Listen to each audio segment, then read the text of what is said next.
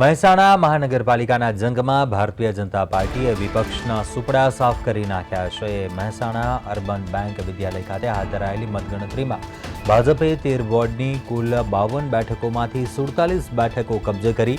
પ્રથમ વખત મહાનગરપાલિકા બનેલા મહેસાણામાં મતદારોએ ભાજપ ઉપર અતૂટ વિશ્વાસ વ્યક્ત કર્યો છે। મહેસાણા મહાનગરપાલિકાની 52 બેઠકોમાંથી 5 બેઠકો અગાઉ જ બિનહરીફ થઈ હતી, જ્યારે બાકીની 47 બેઠકો માટે રસાકસીભરી મતગણતરી યોજાઈ। વોર્ડ વાઇઝ પરિણામો ઉપર નજર કરીએ તો વોર્ડ નંબર 3માં કોંગ્રેસે જીત મેળવી પોતાનું ખાતું ખોલાવ્યું, જ્યારે કે વોર્ડ નંબર 4માં ભાજપના 3 ઉમેદવારો અને કોંગ્રેસના 1 ઉમેદવારનો વિજય થયો। એકંદરે ભાજપને 47 બેઠકો મળી, જ્યારે કોંગ્રેસ માત્ર 5 બેઠકો ઉપર જ જીત મેળવી શકી।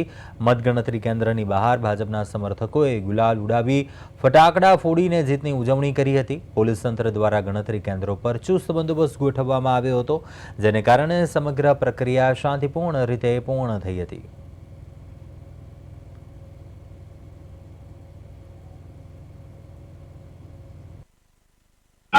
મહેસાણા મહાનગરપાલિકા એ ઉત્તર ગુજરાતની પ્રથમ મહાનગરપાલિકા જ્યારથી બની છે ત્યારથી દેશના યશસ્વી વડાપ્રધાન નરેન્દ્રભાઈ મોદી સાહેબના જે વિકાસની રાજનીતિ છે એ બધા જ મહેસાણા શહેરના નાગરિકોએ સ્વીકારી છે।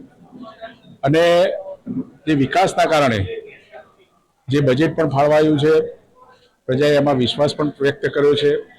અને દરેક જ્ઞાતિમાંથી મહેસાણા મહાનગરપાલિકાના જે ભારતીય જનતા પાર્ટીના ઉમેદવારો હતા એમને ઐતિહાસિક જંગી બહુમતીથી આ જીત મેળવી છે।